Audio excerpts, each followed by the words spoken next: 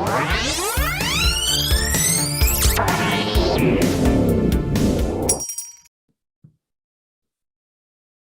up, virtual people? Welcome to episode 25 of VCR Redux, where we take your favorite franchises out of the analog era and bring them back to 2021. I'm your host, pop culture punk Chris Stiles, joined as always by my co-host with the most, film professor Ian Klink. How you doing, everybody? And we have two radical guests on the show tonight. First up, our own honorary third host from Rick Barth and the Line. Oh, Mickey, you're so fine. Mickey Torres is on the show. What's up, everyone? And rounding out this righteous crew, he's the producer of Soothsayer, Theater of Terror, and Abducted, as well as the director of Bonds of Friendship and the upcoming Nana. He also runs the Horror Nerd YouTube channel, packed to the gills with some of the best convention interviews on the internet. Todd Staruch is on the show. What's up, everyone? Wow, thanks for the intro. I don't know who that guy is that you were describing, but I'm happy to be here. That is Todd's alter ego. Thank you so much for coming on the show, my man. We're so psyched to have you. Absolutely. We are here today to get things slashing in Springwood and bring back one of the greatest icons in the history of not just horror, but cinema itself. The son of 100 maniacs himself, Freddy Krueger. But before we can dream up another new nightmare on Elm Street and hopefully not call it that, we need to talk about how it came into our lives and what we love about it. We'll start with Todd, but that also goes for you guys watching at home. Hit us up in the live chat with your Nightmare on Elm Street stories. So, Todd, how did Freddy first come into your life? Well, my age, I'm very much a child of the 80s. So I haunted the horror section in the local video store because when I was in junior high and high school, VHS had just become a thing.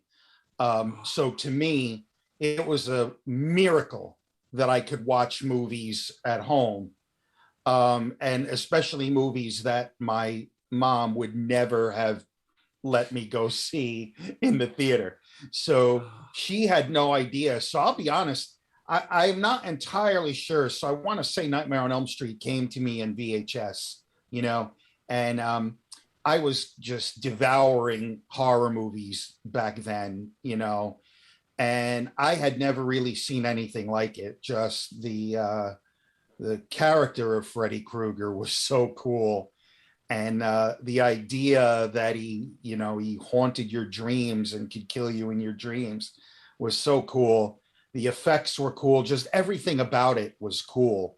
And the idea of a horror franchise at that moment, no one had ever, no one thought what would happen, So to me, it was just a really cool horror movie, along with all the other movies I saw in the 80s, Friday the 13th and all the other, franchises. So yeah, it just came from just scouring the horror section of my local video store.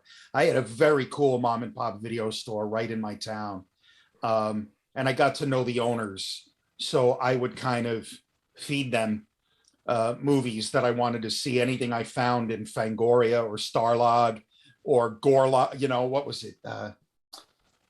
The companion to Fangoria, Gore something or other. Gorzone came out. Gorzone. Yeah. Anything I saw. I figured one of you two would know. Yeah. What he's talking about. Ian. I was like, oh, you got to get this movie in here, and they would get it because they loved me. I got to see shit like Faces of Death. Nice. So,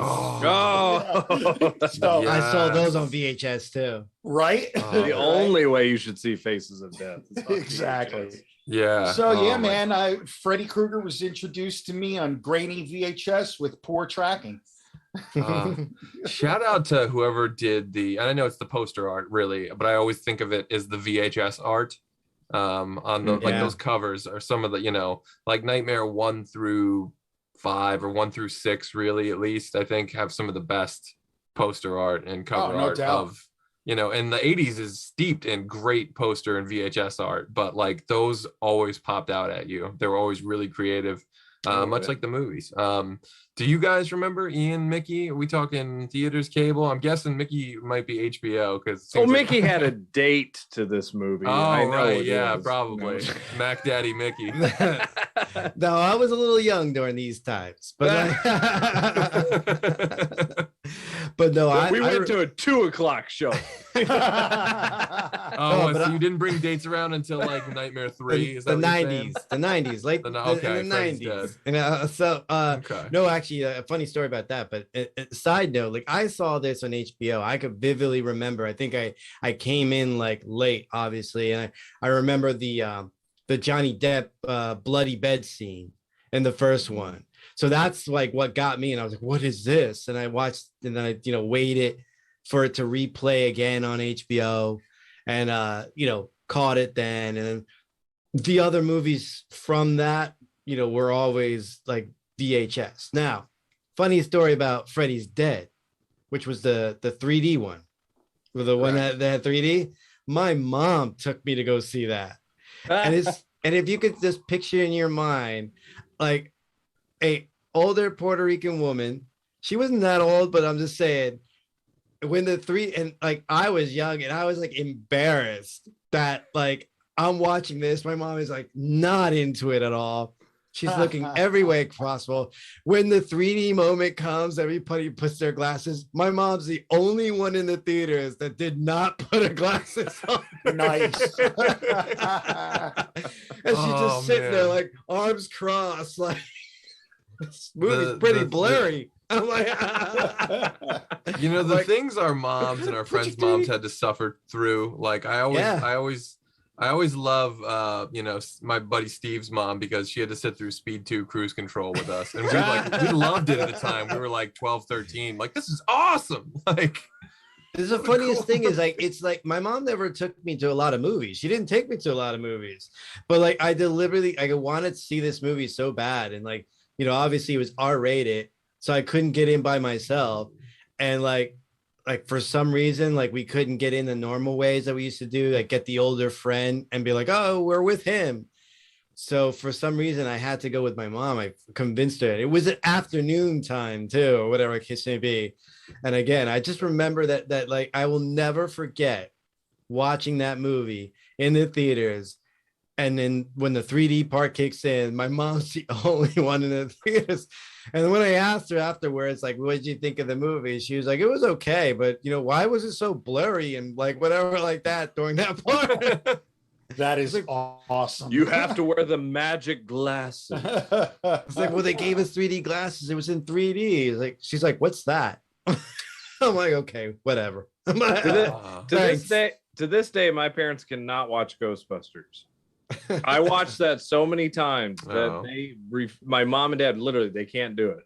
They've tried and they're like, I don't want to watch this. My mom has no memory of it. Sometimes every now and then I'll like tease her. I'm like, hey, remember when you took me to see Freddy's Dead? She's like, what's that? Oh my God, that's incredible.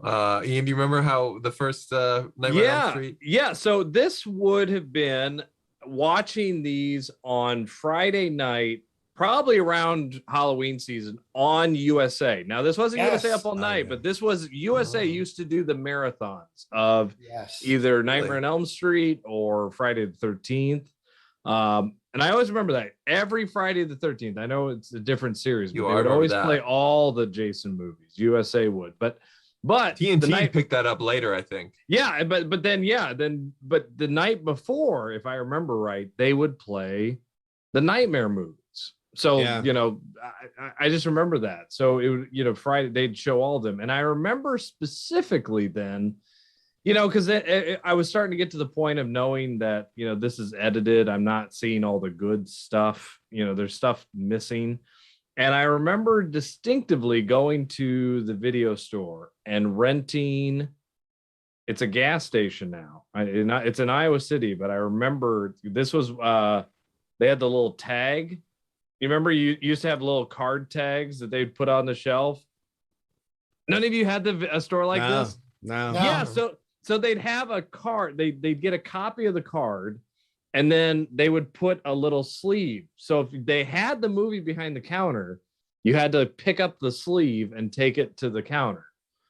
Right. I remember empty box. I remember empty box stores, Yeah. Well, take the empty box to the counter. And maybe that was kind of like the old Toys R Us when you wanted video games. It would just be the card. Yeah. Oh, okay. Yeah. Now it's all clicking. Yeah. So that you would take the tag. And I remember they had all of them were gone except Nightmare on Elm Street 3, The Dream Warriors. Oh, wow. And so that was my first one I ever saw full on with all the language, all of it. You know, it's primetime, bitch. Like all of it was there. So Yes. So I very much remember, because I was always fascinated by that cover too. You know, Chris, you're talking about the cover. Oh yeah, and it's the one, you know, with the fingers and the one. girl the claws front coming out. Yeah. Yep. It was the theme song that did it for me, though. Oh, really? Doc, and get out of here! Doc, and hell yeah, that's it. Come on, dude. God, knock it off. How can you not rock with Dawkins? You're not rocking with Dawkins? I want one of these conversations to go in the world of Freddy without talking about the Dawkins song. All right, we get it. All right, we got it. No. That music Ian, video. So I'll get you off that topic. You did. I can't let it go because you said it. You mentioned USA Up All Night. Yes. Can we all just admit that we all had a crush on Rhonda Shear? Oh, of course. Yeah, obviously, I mean, of course. Do we even have to? Like no, everyone, you know. I'm pretty sure I still do. This is not a secret. Everybody has a when you saw that on USA, that I think that because there was a transition point, because back in the old days of USA, there was a Captain USA, and he would show a lot of horror movies and stuff like that. And it was like he would dress up like a captain. I don't remember this. That was okay. Well, the three of us were watching Rhonda Shear. Mickey was watching Captain USA. Well, that was before. Okay. That was before. Mickey, you nerd. Nice. I do want to touch on the chat. The chat's already blowing up a little bit. Our good buddy Alex Bonafonte, always great to see you in there, buddy. He's already teasing 1 2. Freddy's coming for you. Twyan Lannister, they're getting some love there. Our buddy Dustin Nino from Retro Fiend Radio, makers of some of the finest Canada martial arts documentaries on the internet. First time I saw this, I was late at night on HBO after everyone was in bed. Then in the back of the school bus, we would all just say how Freddy would kill you in your sleep. It is kind of one of those movies, you would sort of talk about it. You said the rhyme. Freddy, I think it's, it always fascinated me. I think I was well aware of who Freddy is, or who Freddy was and what he did well before I ever saw a movie, because he infected pop culture in such a way, and Jason did too. But like they were like Godzilla. They were pretty much the main characters of their movies at a certain point. And Freddy had a doll. Did he have a doll? He had a doll. It was a Freddy doll. God, that's incredible. I wish they have everything. There's that great documentary. Never Sleep Again. Welcome to My Nightmare. Or Never Sleep Again. That's that's a good one. And they talk about, like that great thing where they talk about, they sold, pajamas, Freddy Krueger pajamas to kids. He's a child killer. Yeah. That's like Rambo and RoboCop being cartoon shows. I'm surprised if Freddy happened now, he would have a cartoon show. If you think Irvy happened a little later, it probably would. Like Tales from the New Line probably just didn't have the connections to like make that happen in the 80s, because they were just literally the house that Freddy built. I will say this, it's always fascinated me, because it's like I put Nightmare on Elm Street in one spot, and then I put the sequels in another, right there, because. And I do believe depends on which sequels for me, but yeah. Well, granted, everything's gonna happen. But I mean, part 3 was written by Wes Craven. It was, yeah. I think the first few drafts or something like that, and but first off, I don't even think they needed the knife glove, right? Like Freddy in and itself could have been could have been a scary thought, this man who terrorizes dreams and stuff like that. And Wes Craven has gone on record saying it's because it was the craze, the hockey mask happened. So we had to have something that made this memorable. And that's why he had the knives on his fingers. But that concept, Wes Craven did it as such an intellectual approach to a horror movie. This man who killed these kids is now haunting the parents of those who killed him. And it's like, man, that could have been just such a cool, serious take in film, let alone, Wes Craven adding the nuances. But, then Freddy Krueger got so popular, by the time you get to Nightmare on Elm Street 5, The Dream Child, that's a different Freddy. And that's always fascinated me about the series, of just the progression. Don't even get me started on Freddy. I am with you, and I lose this argument with my hardcore horror friends all the time. I still say The original Nightmare still holds up today after what? How many years? 30 years. It's still scary. And then as time went by, they turned Freddy into a one-line, stand-up comedian, machine. basically a stand-up comedian. Yeah, they turned him into a stand-up comic with bad skin. I get no respect. You know? Yeah. And for me, it took all the scary out of it. So Ian, I'm with you, man. I lose that argument all the time. Like, oh, how can you say that? It's Nightmare on Elm Street.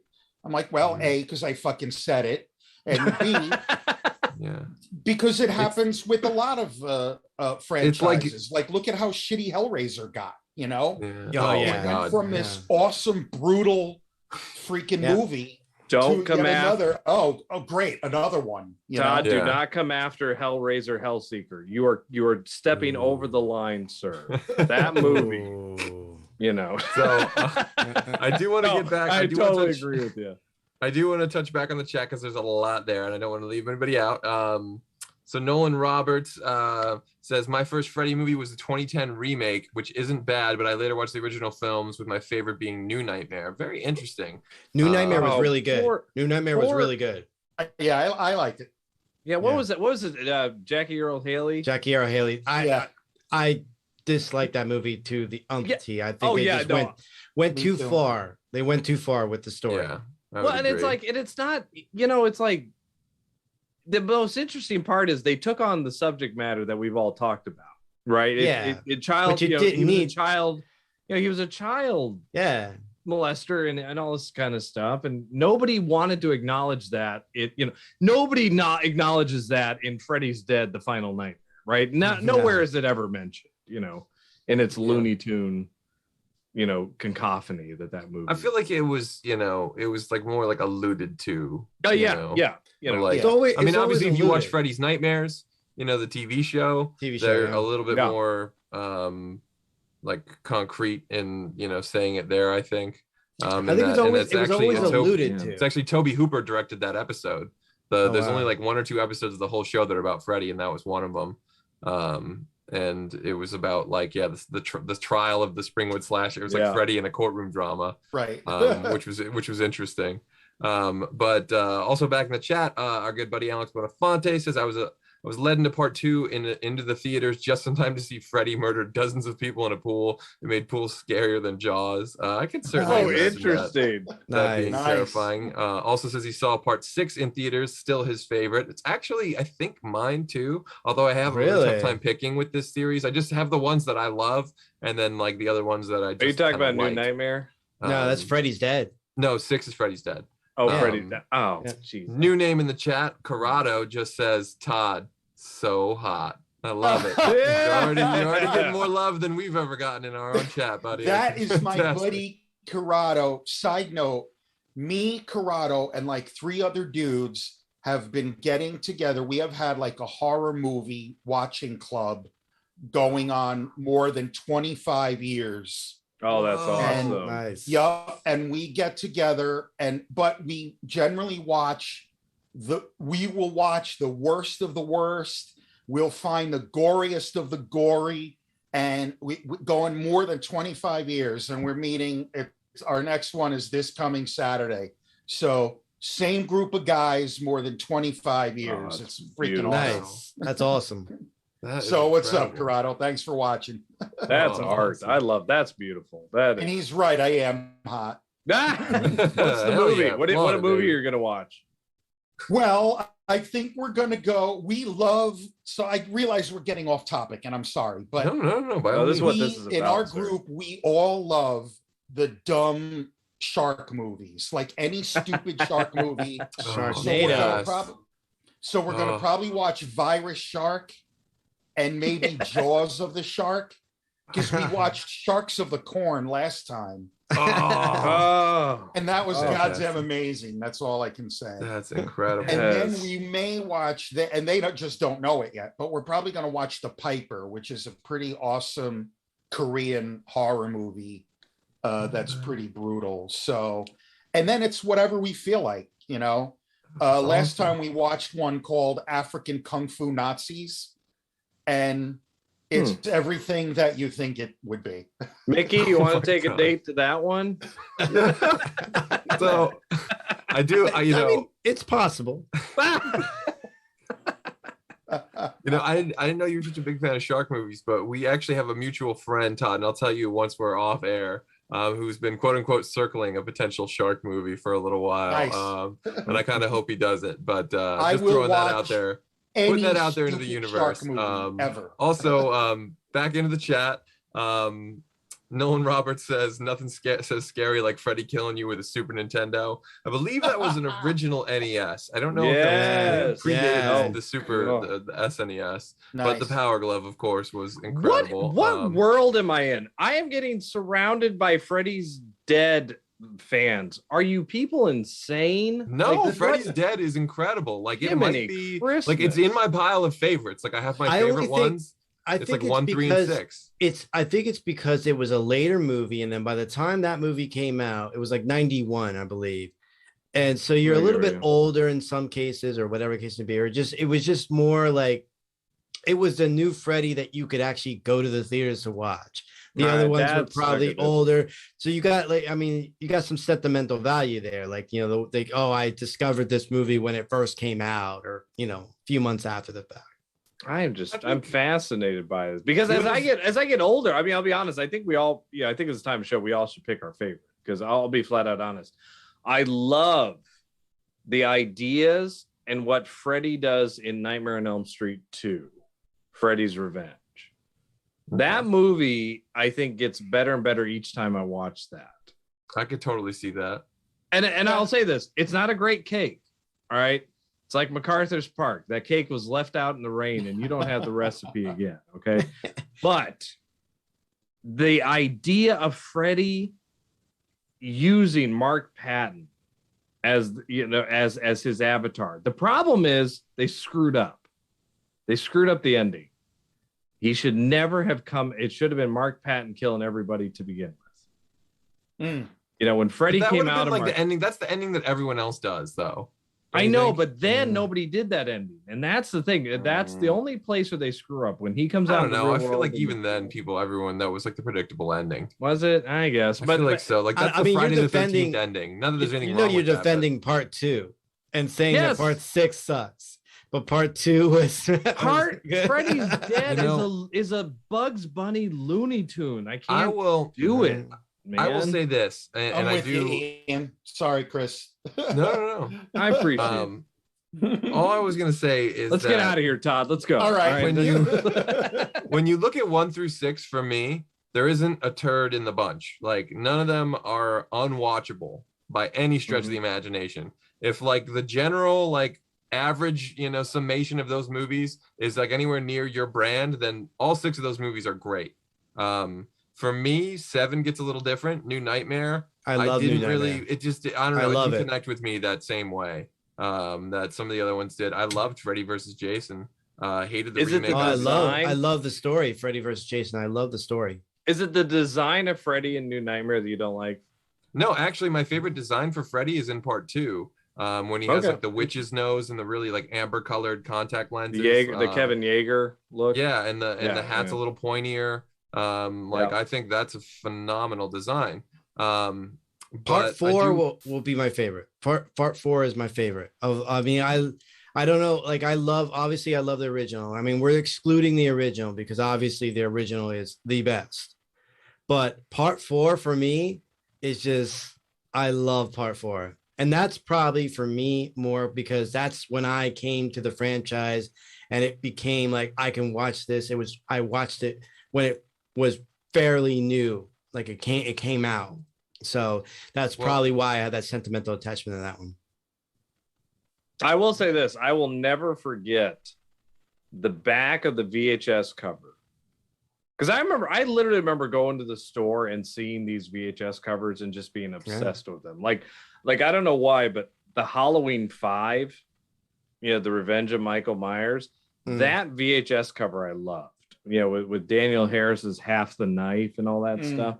But I will never forget, I never saw the movie before, but I must have been in preschool, kindergarten, or whatever, and seeing the back of Nightmare on Elm Street 3, The Dream Warriors, and that monster Freddy head sucking down Patricia Arquette. That freaked the that scared me because I had no idea what it was. You know, I had no clue what that was, but man, did I ever want to know. You know, you make an interesting point, and I do want to just throw it out there to everyone in the chat. If you have a favorite one, just say what your favorite one is. The chat is actually going crazy. There's no way I'm going to catch up with it. I'm just looking at it now like, holy crap. But that's good. The people are talking, and I'm very happy to see that. You know, I think I have to go with 6, honestly, because of the simple reason that 6, when I was a kid, I knew Freddy, and I had seen like a bunch of Freddy movies, and I knew that they're calling this thing Freddy's Dead. This is an event. And that one poster that was his date, like his birth from 1984 and his death in 1991. I was like, oh, I get it. That's when the first movie came out. That's, oh, this is going to be awesome. And like, they don't do movies just don't feel like an event like that. You know, Freddy versus Jason felt like an event movie. Well, they had a funeral too in LA. Yeah, like that's the cool part. That was so cool. The actors showed up to the funeral, like, just beautiful. Beautiful. And that's the bonus. And then they ruined it with the movie. No, first of all, Rachel Talalay is one of my favorite of all the Nightmare directors. Good Doctor Who director. Yeah, she did a lot of good episodes of Doctor Who. She's a great, she's gone on to have a very good TV career in television. She came up through the John Waters camp, like all those guys. That's right. Crybaby and a lot of those movies and stuff. Yeah. I think Serial Mom as well. Which is the only way she got Johnny Depp to be in Freddy's Dead. And she directed Tank Girl. I mean, come on. I don't think Freddy's Dead is bad. I mean, like, again, it holds sentimental value for me because my mom took me to it. But I don't think it's a bad movie. I mean, the ending is the ending. I think that's the problem. It's it was a letdown. But that's the problem. They've never released it where I can see it in 3D. Oh, at least I give Paramount all the credit. They released Friday the 13th 3D with the glasses so I could watch it. It's like I wish they would do that with Freddy's Dead, and that might make a difference.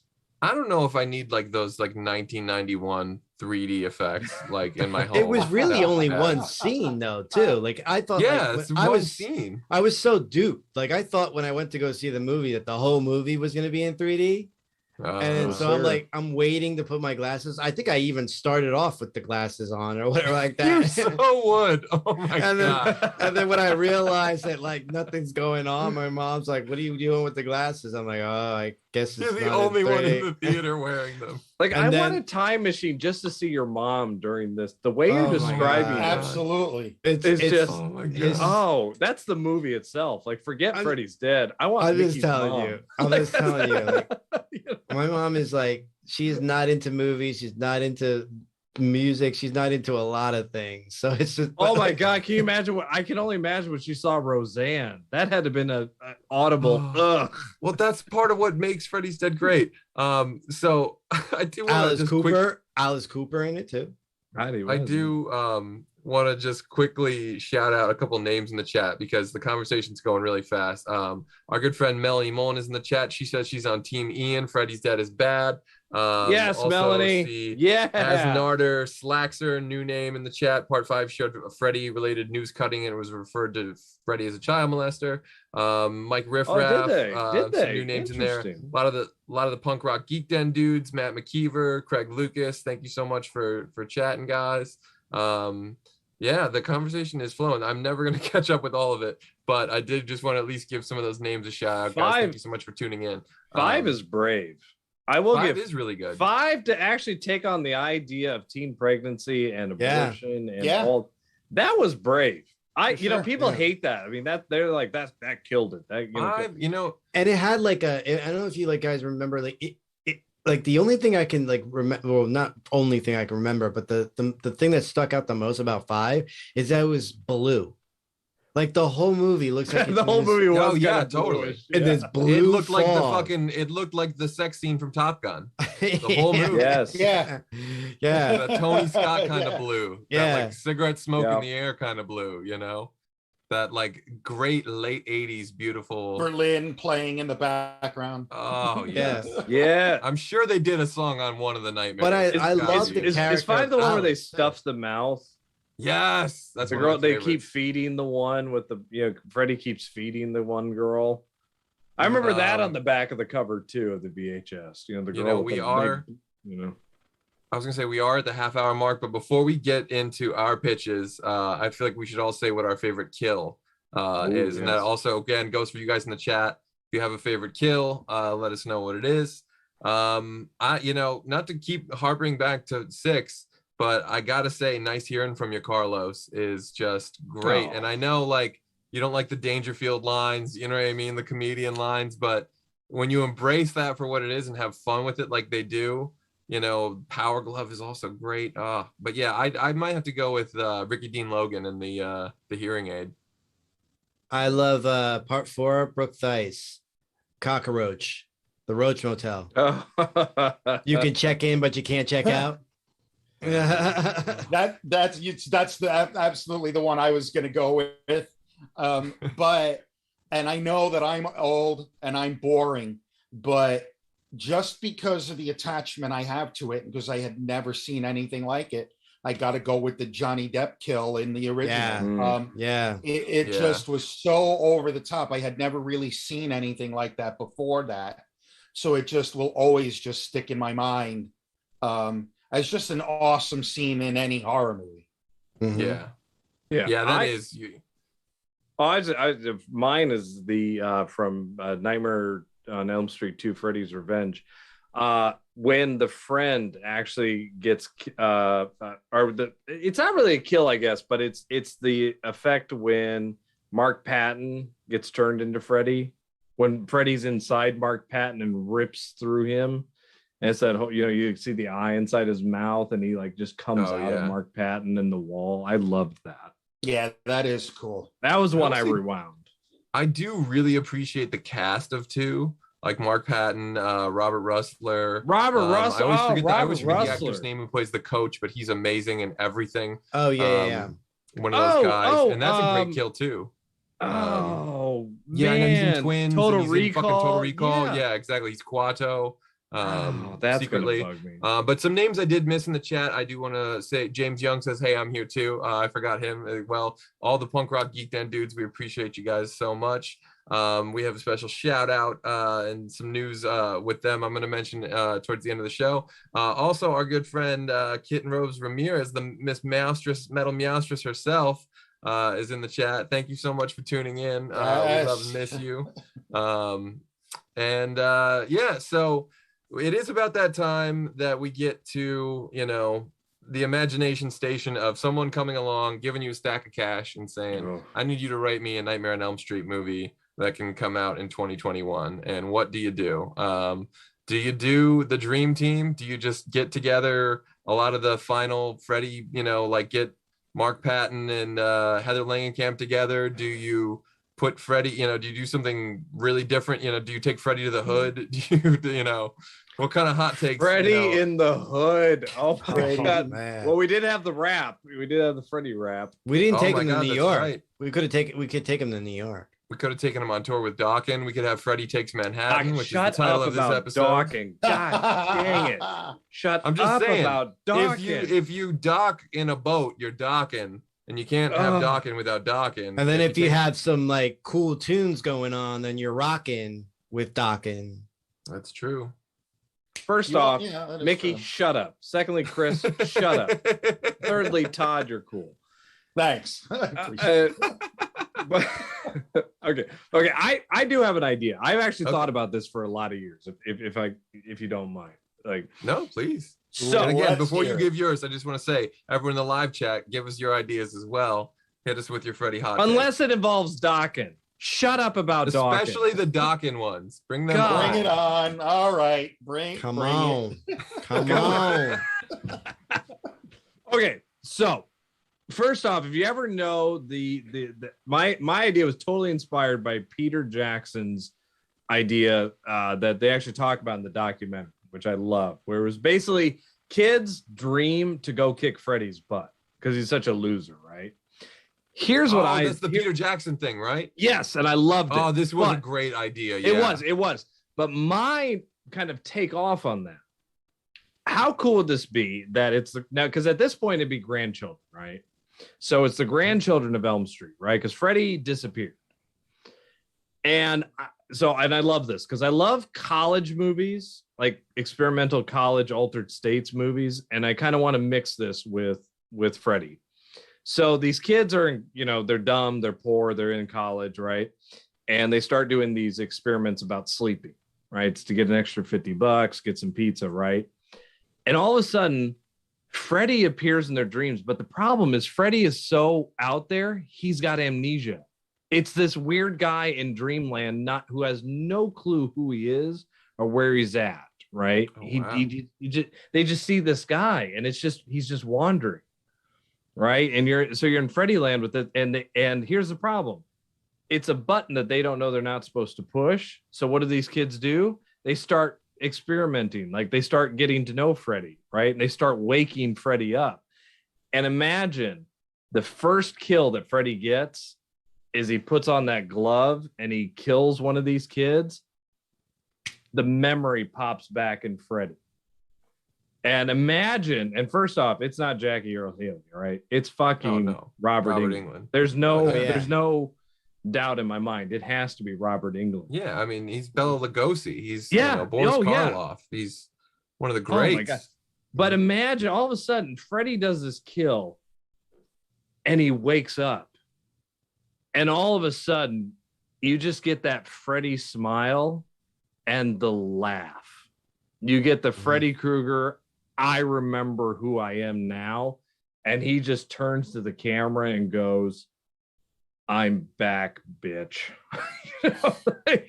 You have to have Freddy Krueger say bitch. There's no, I refuse to accept anything. Now, where the movie goes from there, I have no clue. But that would be so cool to just have. I'm sold. Just a wandering Freddy out of nowhere. In. Let's make it. Right. Yeah, and again, I have no idea where it goes. Wait, I don't have that pile of cash that you referred to, Chris. Well, you know what, Robert Englund, I know you're watching the show, buddy. Give us a call. Come on the show. We'll talk. We'll talk. We'll make it happen. We'll figure this out. I mean, so are you like? Because here's the thing, like, are you excluding New Nightmare from the franchise? Yes, I think to me, so you think So you think Nancy's dead? So there's no way that Heather Langenkamp could be in this, or her son. No, I'm not going to pull a Halloween 4. This isn't. She magically had a kid before she died. No, that's bogus, right? Don't you disrespect Halloween 4? I'm not. I'm just saying. This is what ticked me off about Halloween 7. Or Halloween H2O, it's like, I didn't have a kid, All right, so I'm just saying because, like, I would personally like to see Heather Langenkamp back. Well, that's fine. That's fine. You can have even though she's dead, Nancy died. Well, she was a doctor. She was a doctor, right? So she has her research videos. Some of these kids are watching her talk about, So yeah, have a cameo. Yeah, sure. No, that's fine. Nancy cameo. That'd be totally fine. And you could do that in the college setting, right? She was a doctor. She was a psychologist. She did research on Nightmare. But there's so many families who, if we exclude Freddy's dead, which said basically Freddy killed everybody in the town. Yeah, but his daughter was there too, which was stupid. The great Lisa Zane. Yeah. Okay, fine. So you could have her there to basically do the explaino.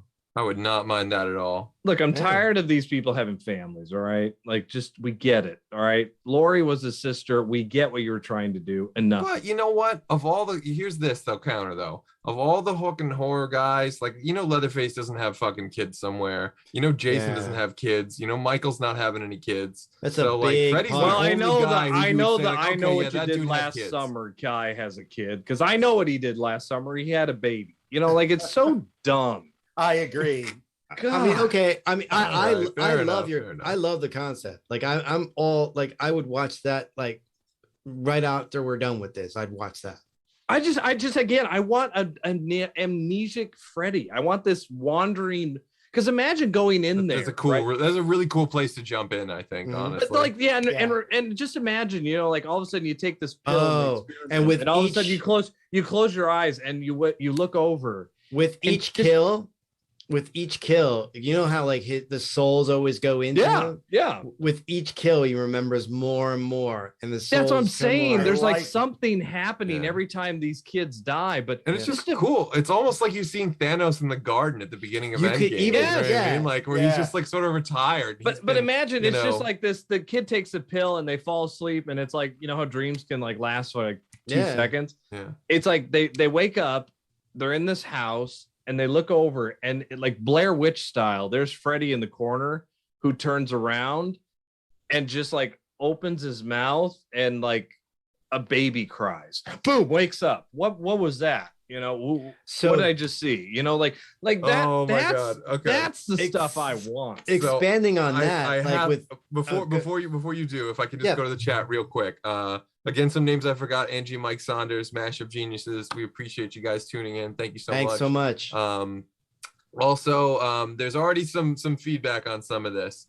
Melanie Mullen says, no recurring characters from Freddy's Dead. And also, hey, Michael did have a kid in Halloween 6, which is so gross and fucked up that I absolutely forgot about it. Melanie, we're not talking about this. In the producer's cut, though. So, you know, Halloween has the most confusing timeline ever. It makes Terminator's timeline look like straight and easy. But give me the fixers from Loki to fix all that crap, and maybe I'll watch another one. And Nolan Roberts, he says, in homage to Elm Street 6, there better be a scene where Freddy kills someone with a Nintendo Switch. Stop. All of you, stop. I'm sorry. You didn't like it then. Funny. You didn't like it now. You're just lying to who you are. Nobody liked 2 either, and you're talking about that. Shut your mouth, Freddy. Mickey. You know what we really need, guys, is Todd, we need to take Freddy into space. All right, but Mickey, we need that glove to get bedazzled with all kinds of like bullshit Steppenwolf, horrible, ugly CGI. No, I'm joking. Oh my God! Like, and every kill, like the thing is also like, you know, you would lead to, you could have Freddy have flashbacks after every kill. He could flash back to certain kills he did in the prior movies as well. You don't want to do that too much because you don't want to be lazy, and you want to, you know, the whole thing is to produce new kills for people to watch. You don't want to lean too much on that. But I thought, you know, interesting angle. What if you took some of the elements from the abandoned Peter Jackson script? Like the fact that kids are taking drugs to go to sleep, you know, maybe they're not taking drugs to go to sleep, but maybe they're taking drugs like meth or something, and then they crash for days, and then they crash hard, and that's when like they come into contact with Freddy more, when these deep kind of like drugged out crashes. And like maybe just, you know, because like some of the films do deal with issues, like the second film does got to be heroin, with, like, sexuality. It's got to be heroin. And the third, you know, the sixth film deals the fifth film deals with pregnancy. I'm sorry, what were you gonna say? It's got to be heroin, because it would make the most sense. The opioid thing, or you know, stuff. Yeah, you know, the old Freddy, like, let's get high with the, you know, that is a great one too. That is one. You know, the kill. Kills. Can I just say this though? The kill that sucks the most is when he kills the magic wizard. And I like that. Well, but not because he kills him. I mean, like, I get it, but the kill is so dull. The Wizard Master. The Wizard Master. Yeah, he just like, it's like a long shot where he just stabs him in the chest. You just showed me a puppeted guy with, you know, his veins getting puppeted. He dies from like, come on, man. Dude, you can't hit a home run every time. No, but you gotta at least swing, Todd. You gotta swing, man. Like, you gotta write B-sides too, though. No. You put all, listen, we all know that it's the 30th anniversary of Nevermind. All right. Kurt put everything he got into that album. That's how you do it. All right. You don't sit here and give me freaking Dokken number 4. Shut up, Mickey. Shut up. You know, I will Nirvana's okay, but it's no spaghetti incident. Damn it. I will take the worst. I will take the worst Dokken album to Nevermind any day. Hell yes. Double down. I triple down on that. Who are these guys? Todd, seriously, let's go. Let's just go, man. Like I'm done with this room. Wow. Like, you bet. Okay, people in the chat, you better defend Nevermind. And I'm I out of here. Even a grunge rock guy, but even I, never mind. I got nothing. Say what you want about Bleach. Like, I get it, Mickey, but you monster. Mickey's favorite is probably In Utero. My favorite Nirvana album is the one they never made. Oh, nice. The audacity of this man. Sick burn. Nirvana. Oh my gosh. So we'll transition away from that. And he's so proud, you son of a bitch. He's so proud of what he said. Because something, the 80s were the most fun music decade ever, and grunge kind of like killed the party a little bit. It's sort of like the Rocky Five of music. Bash and Rocky V. It's like grunge is the hangover. Man. Grunge is the hangover from the epic decadence of the 80s. But what I'm not saying there wasn't bad music. There was good. No, there was some great. I love Soundgarden and Pearl Jam. I love Soundgarden. Love Alice in Chains. Yeah. Great stuff. But anyway, getting back to Freddy. Nevermind. Getting back, if we can, to Freddy. I do want to ask Todd, is there anything that like you specifically really maybe don't want to see? Like, oh God, I hope they don't do this bullshit. Like, look, so one of the reasons I really didn't like the remake. Look, I am not nearly as militant against remakes as most people are, because like any movie, a remake will either be good or it won't, and whenever someone says remakes suck, I'm always trot out The Fly and The Thing and all the good remakes. So hell yeah. My biggest problem with it was they want to take all the mystery out of our villains, right? So they want to dig too deep into Freddy's backstory. I don't care. Yeah. He's a force of evil. The worst one, and again, with my biggest problem with the Halloween remake was, Michael Myers had a shitty childhood. Oh, boo-hoo. Yeah. So that's my biggest problem. So I don't want to see any of that shit. Like, I don't want to see any more trying to explain Freddy away or trying to explain why Freddy is Freddy or whatever. I like the idea of the amnesia. I even, because Chris, you literally told me about this show like 3 minutes before it was going to be on. So I didn't really have time to think about it. But I also thought it would be pretty cool to do something kind of meta. Like Robert and a lot of the people from the franchise do a lot of horror conventions. And we were talking about horror conventions. So I thought it might be cool to weave that in somehow. And I thought, what if Freddy was actually a literal manifestation of Robert Englund's darkest thoughts, like when he goes to sleep. And now he's at a convention and something happens and he's asleep, and we see Tuesday night in her room gets attacked. Lisa Wilcox or Lisa Zane, whoever it might be. And we can even bring in, Felissa Rose does a ton of conventions. Now, all of a sudden, she's pulled into the dream world along with. And I don't know quite. And that awakens the Angela within her. Fucking take my money. This is brilliant. So it would be a little more meta, like Robert Englund literally is Freddy. It literally sprang from his very brain, and something reawakens it. And now this horror convention goes haywire because Freddy's on the loose. Yeah. See, I love that, because that's the one part about New Nightmare I thought they didn't go far enough on, was bringing Robert Englund into that nightmare. Yeah. I know he was Freddy, but they didn't. Yeah, go with like when he's painting Freddy. When he's painting, there was some moment there that I always loved where I'm like, oh, this is this is cool. Right. That was really meta, Yeah. And they didn't go that far. I love that. But to answer your question, Chris, no more fucking backstories. I'm tired of my villains. In fact, you being really explained away. You really bring up a great point with Halloween, because every time they try and explain or re-explain Michael, which is almost every go round, it gets worse and worse and worse, and I believe it less and less and less. Like seriously, why do you get up this perfect time? in the first film because Donald Pleasance is the only type of actor that it takes to explain that kind of bullshit and make you believe it. Well, it's the same thing as every time you get a Superman movie, they have to kind of explain he came from Krypton, this and that, blah, blah, blah. So you get the intro story all over. But that's okay. But that's okay. See, Mickey, there's a difference. That is annoying because it's repetition. Like by now, we all know the Superman origin story. Yeah. I like my villains to be mysterious. That's why I liked Heath Ledger's Joker so much, because he changed his own origin story constantly. Want to know how I got these scars? And it was a different story every time. He just is. Yep. I don't need to know why the Joker is the Joker. He just is, and that's much cooler. Which it was cool. Donald Pleasance is like, I looked in his eyes, and it's just a child was evil.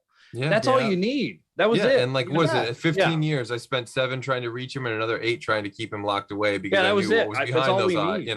And again, that's like really hard shit to sell as an actor. And Donald Pleasance, not to get too off topic here, but he is the secret sauce that they'll never get back for Halloween. It breaks my heart to say because I love Halloween.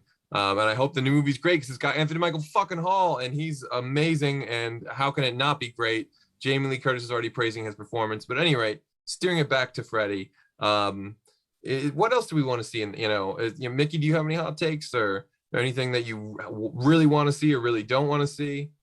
I mean, again, I would love some sort of cameo or some kind of whatever from Heather Langenkamp. I just think it would be awesome to try to weave her in there in some way, shape, or form. It's just so synonymous. Yeah. With Freddy, you got Nancy, and I know that she was, killed in 3, but why can't she still live in that dream world too? Yeah, that's the thing. She could be the one that's kind of like kept, she shows the souls how to escape. Yep. And then that's why Freddy has amnesia now. He doesn't have all those souls anymore. Yeah, or maybe she was the one that gets souls back. She's the one that forced the amnesia some way, somehow. With Hypnosil. Tie it into Freddy versus Jason. I do want to say there are some, there's some funny chat about the Halloween movies just being darts at the board. But also in the chat, Gold's Code says, he has an interesting pitch. Freddy's victims come back for revenge on an aging and powerless Freddy. The Wizard Master, Joey, Alice, all of them come back for revenge, and you make Freddy the hero. So it's sort of like the inverse of what you were saying, Todd, which is actually really cool too. And it's like, you hear those things where Stephen King's like, I want to write a Friday the 13th from Jason's perspective. And it's like, take my money, Stephen King. Like, do anything with Friday the 13th and just take my money. I think they tried to do that with that remake. I mean, I think they tried to go, like you said, they went so deep into the whole background story of Freddy that it was just, it was just you really too dig much. Deep into Freddy's backstory. As Gold's Code says in the chat, Dokken was the only group to ever stop Freddy. And really, if you want to, you want to put an I'm sorry. It's in the chat. I'm sorry. They're so mad. Stop. Just stop. Was there even one Nirvana song in a Freddy movie? Nope. Stop the Dokken. I will say though, with Dream Warriors being the subtitle, I kind of did always wanted to see Kevin Costner show up in a Nightmare movie just so you could have some Field of Dream Warriors shit. He builds a baseball field and Freddy and Shoeless Joe have some beef. Now he breaks what a great 10-second short movie, right? He build it, they will come. All of a sudden, he Freddy breaks out the wood. Cornfield and just he breaks out the wood and makes a bed. Oh my god. Jesus. If you build it, he will come. Although it's better than can you imagine what a low grade direct, imagine if Freddy, if New Line folded and sold to Trimark or something, and then we had these really bad cable 90s Freddy movies where Freddy's hanging around a Sleepy's mattress store. It's just the cheesiest tie-in possible. Well, let's see what we get. Can we just say I appreciate?